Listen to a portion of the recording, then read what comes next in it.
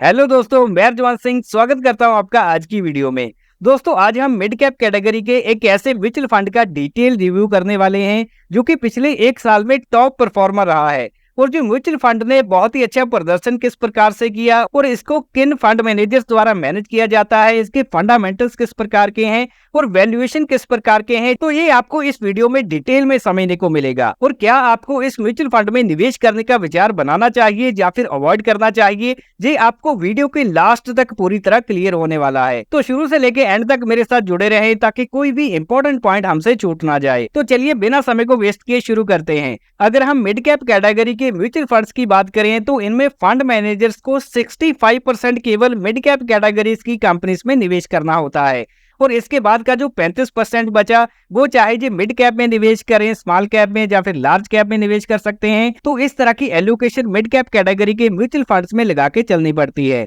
और आज हम जिस मिड कैप कैटेगरी के म्यूचुअल फंड का डिटेल रिव्यू करने जा रहे हैं इसका नाम है Invesco India mid cap fund direct growth. तो शुरुआत करते हैं इसकी बेसिक डिटेल से। तो यहाँ पर सबसे पहले अगर हम एसेट अंडर मैनेजमेंट की बात करें वो इस समय हो चुका है 6,642 करोड़ का। तो एक अच्छा खासा एजीएम साइज हमें देखने को मिल रहा है, जिससे हमें पता चलता है कि हम जैसे हजारों लोगों ने इस म्यूचुअल फंड में निवेश कर रखा है। और वहीं अगर हम एनएवी की बात करें, इस समय इस म्यूचुअल फंड की 212 रुपए की है। तो किसी भी म्यूचुअल फंड के यूनिट प्राइस को एनएवी बोला जाता है और जब हम म्यूचुअल फंड में बाइंग करते हैं तो हमें एनएवीज अलॉट होती हैं। और अगर हम एक्सपेंस रेशियो की बात करें, इसकी 0.63% की है। तो सालाना हमारे फंड को मैनेज करने के लिए फंड मैनेजर्स द्वारा जो फीस वसूली जाती है उसको एक्सपेंस रेशियो बोला जाता है। यहाँ पर अगर हम लॉक इन पीरियड देखें तो इस म्यूचुअल फंड में किसी भी प्रकार का लॉक इन पीरियड नहीं है, आप जब चाहे इससे पैसा निकाल सकते हैं। लेकिन यहाँ पर कंडीशन अप्लाई होती हैं। अगर आप एक साल के अंदर अंदर अपनी की गई इन्वेस्टमेंट का 10% से ऊपर निकाल लेते हैं तो यहाँ पर आपको 1% का एग्जिट लोड देना पड़ सकता है। लेकिन अगर आप एक साल के बाद अपनी की गई इन्वेस्टमेंट को निकालते हैं तो यहाँ पर किसी भी प्रकार का एग्जिट लोड नहीं देना पड़ेगा। और इस मिड कैप कैटेगरी का म्यूचुअल फंड जिस बेंचमार्क इंडेक्स को फॉलो करता है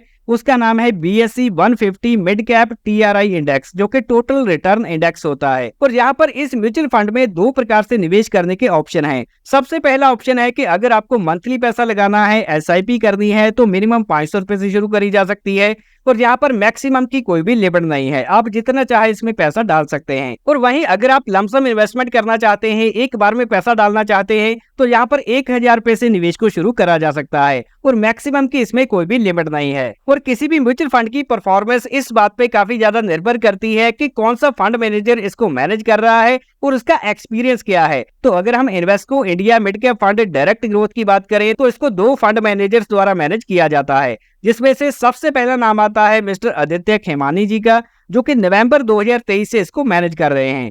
और इनके पास अगर आप एक्सपीरियंस की बात करें तो इन्वेस्को से पहले इन्होंने मोतीलाल ओसवाल में काम किया है, HSBC में, SBI mutual fund, ICICI prudential और इसके अलावा मॉर्गन स्टैनली में भी इन्होंने काम किया है। तो एक्सपीरियंस इनके पास काफी ज्यादा है। और यहाँ पर दूसरे फंड मैनेजर का नाम है मिस्टर अमित, जो कि सितंबर 2023 से मैनेज करते आ रहे हैं और इनके पास भी काफी ज्यादा वास्ट एक्सपीरियंस है म्यूचुअल फंड इंडस्ट्री में, जिसमें इन्होंने मोतीलाल ओसवाल में काम किया है, HSBC, AMC, SBI mutual fund, ICICI और मॉर्गन स्टैनली में भी इन्होंने काम किया है। तो अपने बिजनेस सेक्टर में दोनों ही फंड मैनेजर्स के पास काफी एक्सपीरियंस है, जिसका असर हमें म्यूचुअल फंड की परफॉर्मेंस में भी देखने को मिलता है। तो फंड मैनेजर्स को जानने के बाद अभी हम फोकस करते हैं कि इस म्यूचुअल फंड ने पास्ट में किस प्रकार के रिटर्न बना के दिए हैं। तो यहाँ पर सबसे पहले अगर हम 6 मंथ का कंपैरिजन देखें तो इस म्यूचुअल फंड ने 1.68% के पॉजिटिव रिटर्न बना के दिए और वहीं इसकी कैटेगरी ने नेगेटिव में -1.98% के रिटर्न बना के दिए। और इसके बाद एक साल की बात करें तो यहाँ पर 23% के रिटर्न है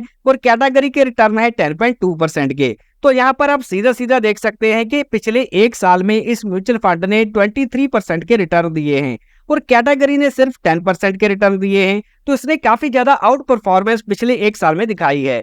और अभी हम 3 सालों पर फोकस करते हैं तो यहाँ पर हमें 34% के एनुअलाइज रिटर्न दिखाई दे रहे हैं। तो यहाँ पर एनुअलाइज रिटर्न का मतलब है कि 3 सालों की एवरेज रिटर्न ग्रोथ कितने परसेंट की रही। और वहीं कैटेगरी की एवरेज ग्रोथ रही 28% की और 5 सालों में इस म्यूचुअल फंड ने 33% के एनुअलाइज रिटर्न जनरेट किए हैं और कैटेगरी ने 31% के। और अगर हम 10 सालों के बड़े टाइम फ्रेम में देखें तो इस म्यूचुअल फंड ने 20% के एनुअलाइज रिटर्न जनरेट किए और वहीं कैटेगरी ने 17% के। तो अपनी कैटेगरी को इसने शॉर्ट टर्म में भी और लॉन्ग टर्म में भी काफी बेहतर तरीके से बीट किया है। तो यहाँ पर अगर हम सीधा सीधा इस म्यूचुअल फंड के रिटर्न्स को कैलकुलेट करके देखें, जब ये म्यूचुअल फंड को लॉन्च किया गया था साल 2013 में, उस समय अगर किसी व्यक्ति ने 1 लाख रुपए का निवेश कर दिया होता तो आज उसके पैसे 12 गुना तक बढ़ गए होते।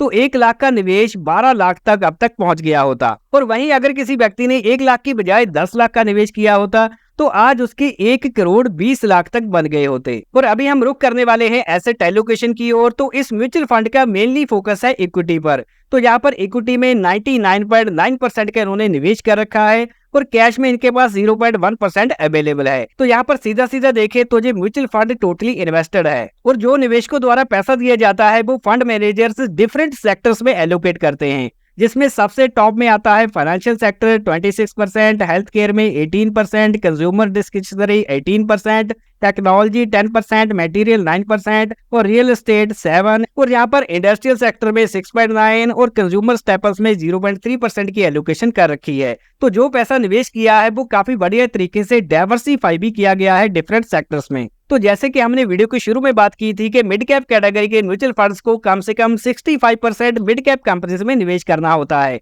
तो यहाँ पर इन्होंने मिड कैप कंपनीज में 66% का निवेश किया है और बाकी जो बचा वो लार्ज कैप में 13% और स्मॉल कैप में 20% का निवेश करके रखा है। तो एक अच्छी डाइवर्सिफिकेशन हमें सेक्टर वाइज भी देखने को मिल रही है। और दोस्तों अभी हम रुक करने वाले हैं इस म्यूचुअल फंड की टॉप 10 होल्डिंग कंपनीज पर। तो यहाँ पर सबसे पहले नाम आता है बीएससी लिमिटेड का 5%, L&T finance 4.58, Prestige estate project 4.31, Dixon technology 4%, Max healthcare 4% और फेडरल बैंक में 4%, ट्रेंट लिमिटेड में 3.77% की एलोकेशन है। और यहाँ पर जेके सीमेंट में इन्होंने 3.65 और मैक्स फाइनेंशियल सर्विसेज में 3.63 और लास्ट में एचडीएफसी एएमसी में 3.18% की एलोकेशन रखी गई है। तो ये है इन म्यूचुअल फंड्स की टॉप 10 होल्डिंग कंपनीज। और इसके बाद हम ध्यान केंद्रित करेंगे इस म्यूचुअल फंड की पोर्टफोलियो पोजीशन की ओर। तो यहाँ पर सबसे पहले अगर हम नंबर ऑफ स्टॉक्स की बात करें तो इस म्यूचुअल फंड में 46 हैं और टॉप 5 कंपनीज में इन्होंने 22% का निवेश किया है और टॉप 10 कंपनीज में 40% का निवेश करके रखा है।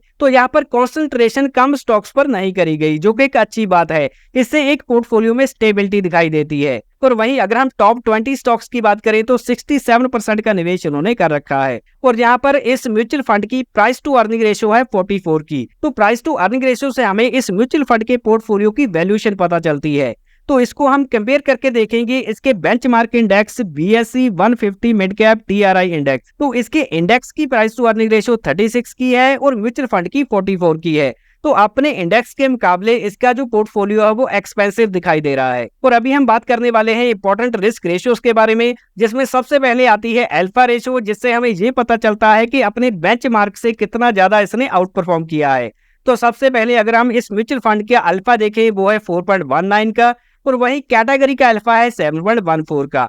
तो यहाँ पर हमें कैटेगरी का अल्फा ज्यादा दिखाई दे रहा है और इस म्यूचुअल फंड का कम दिखाई दे रहा है। बीटा से हमें ये पता चलता है कि इस म्यूचुअल फंड में वॉलेटिलिटी किस प्रकार की है। अगर ये 1% से ऊपर हो तो हाई वॉलेटिलिटी होती है, अगर 1% से नीचे हो तो ये लो वॉलेटिलिटी में आता है। तो यहाँ पर इसकी जो वॉलेटिलिटी है वो अपनी कैटेगरी के मुकाबले लो है, जो कि एक अच्छा पॉइंट माना जा सकता है। और इसके बाद आती है शार्पी रेशो, जो कि हमें ये बताती है कि कितना रिस्क लेकर कितना रिटर्न जनरेट किया गया है। तो अगर ये नंबर ज्यादा होगा तो रिस्क कम होगा। तो यहाँ पर इस म्यूचुअल फंड की शार्पी रेशियो है 1.26 की और इसकी कैटेगरी की शार्पी रेशियो है 7.54 की।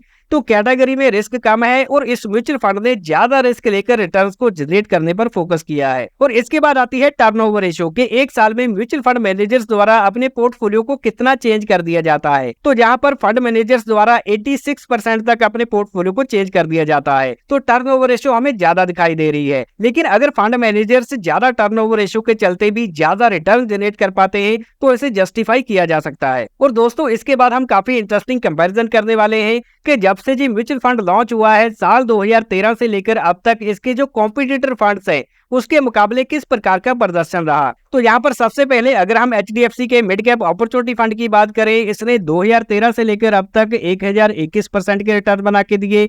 और वहीं जो कोटक इमर्जिंग इक्विटी फंड है इसने 988% के, निप्पॉन इंडिया का जो ग्रोथ फंड है इसने 800% के, और मोतीलाल ओसवाल का जो मिड कैप फंड है इसने 2013 से लेकर अब तक 1052% के रिटर्न बना के दिए। और आज हम जिस म्यूचुअल फंड का रिव्यू कर रहे हैं जो कि इन्वेस्को इंडिया का mid cap fund direct growth है, इसने 2013 से लेकर अब तक 1100% के रिटर्न बना के दिए हैं।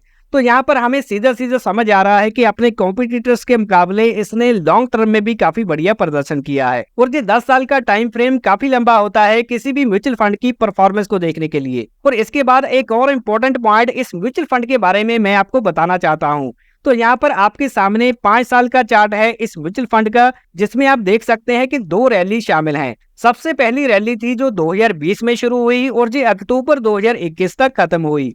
और इसके बाद की जो दूसरी रैली है वो यहाँ पर आपको देखने को मिलेगी साल 2023 में। तो मार्च 2023 से लेकर अब तक की जो रैली आई है उसमें इस म्यूचुअल फंड ने काफी बढ़िया प्रदर्शन किया है। यहाँ पर आप देख सकते हैं कि अगर किसी ने, जब दूसरी रैली शुरू हुई मार्च 2023 में, उस समय अगर किसी ने 1 लाख का निवेश कर दिया होता तो आज उसके 2,18,000 बन गए होते। तो दूसरी रैली में 118% के रिटर्न इस म्यूचुअल फंड ने जनरेट करके दिए हैं। तो दोस्तों यहाँ तक हम इस म्यूचुअल फंड के बारे में काफी ज्यादा बातों को डिटेल में समझ चुके हैं और अभी हम फोकस करने वाले हैं कि क्या इस म्यूचुअल फंड में विशेषताएं हैं।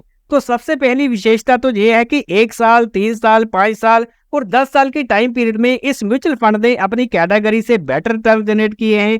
और इसके बाद अगर हम एक्सपेंस रेशियो की बात करें तो अपनी कैटेगरी से इसकी काफी कम है। तो सालाना खर्चा हमें दूसरे फंड्स के मुकाबले इसमें कम आएगा। और इससे अगला जो इंटरेस्टिंग पॉइंट है कि पिछले 1 साल में इस म्यूचुअल फंड ने अपनी कैटेगरी में नंबर 1 रैंकिंग हासिल की है और पिछले 3 सालों की बात करें तो इसने नंबर 2 रैंकिंग को हासिल किया है। तो इसकी टॉप पोजीशन यहाँ पर हमें देखने को मिल रही है। और वहीं अगर हम चौथे पॉइंट की बात करें तो इसने अपने benchmark BSE 150 mid cap TRI index के मुकाबले काफी बढ़िया प्रदर्शन किया है पिछले 3 सालों में। तो यहाँ पर ओवरऑल देखा जाए तो इस म्यूचुअल फंड की जो परफॉर्मेंस है, जो इसकी स्टेबिलिटी है, वो काफी बेहतर दिखाई दे रही है। और दोस्तों अभी आपके मन में ये चल रहा होगा कि क्या हमें इस म्यूचुअल फंड में निवेश करना चाहिए या नहीं करना चाहिए। तो यहाँ पर अगर हम इन्वेस्को इंडिया के mid cap fund direct growth की बात करें तो ये सेबी के रिस्कोमीटर के हिसाब से वेरी हाई रिस्क कैटेगरी में आता है। तो यहाँ पर अगर आप एग्रेसिव कैटेगरी के इन्वेस्टर हैं और इसके बाद आपका जो इन्वेस्टमेंट होराइजन है वो 5 से 10 साल का है और इसके बाद आप मार्केट की वॉलेटिलिटी को भी अच्छी तरह से समझते हैं, तो आपके लिए ये म्यूचुअल फंड काफी बेहतर रह सकता है। लेकिन किसी भी म्यूचुअल फंड स्कीम में निवेश करने से पहले आपको इससे जुड़े रिस्क को जान लेना चाहिए। तो सबसे पहले ये जो म्यूचुअल फंड इन्वेस्टमेंट है ये मार्केट जोखिमों के अधीन होती है। इसमें मिलने वाले रिटर्न्स की कोई भी गारंटी नहीं होती और कोई भी म्यूचुअल फंड की पास्ट परफॉर्मेंस ये इंडिकेट नहीं करती कि आने वाले सालों में भी उसी प्रकार के रिटर्न मिलेंगे। और हमारे द्वारा किसी इन्वेस्टमेंट स्कीम को प्रमोट नहीं किया जाता क्योंकि हमने ये वीडियो बनाया है केवल एजुकेशन पर्पस के लिए। तो किसी भी इन्वेस्टमेंट स्कीम में निवेश करने से पहले अपने इन्वेस्टमेंट एडवाइजर से कंसल्ट करें और इन्वेस्टमेंट से रिलेटेड सभी डॉक्यूमेंट्स को ध्यान से पढ़ें। और अगर ये वीडियो जानकारी से भरपूर लगा हो तो इसको लाइक जरूर करें, दोस्तों के साथ ज्यादा से ज्यादा शेयर करें। वीडियो पूरा देखने के लिए मैं रजवान सिंह आपका धन्यवाद करता हूँ। मिलते हैं अगले वैल्यूएबल वीडियो में।